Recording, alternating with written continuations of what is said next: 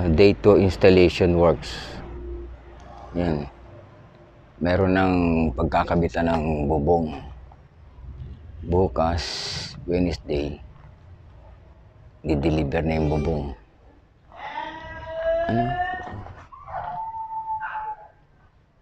Mabilis din gumawa ng kontrata nito. Tsaka ano siya, malinis.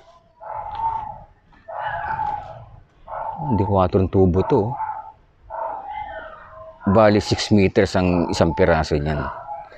Tapos sinati niya. In-order ko ay 4. Tapos sinati. So naging ano siya, 8. Kaya 8 ang poste niya. Ayan. Ganda na.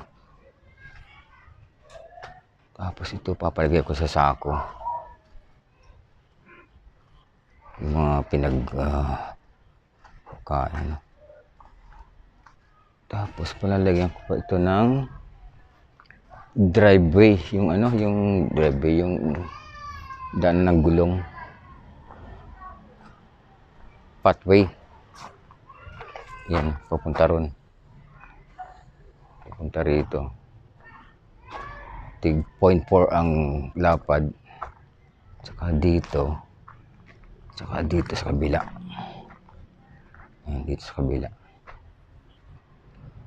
May buhangin pa tsaka graba.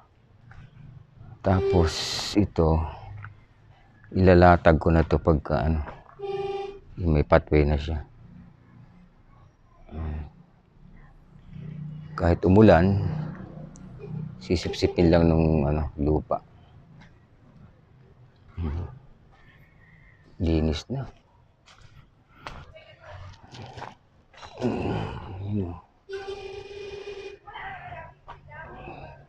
Kulang pa yung pintura, bumili ako kanina sa Wilcon. 2 litro.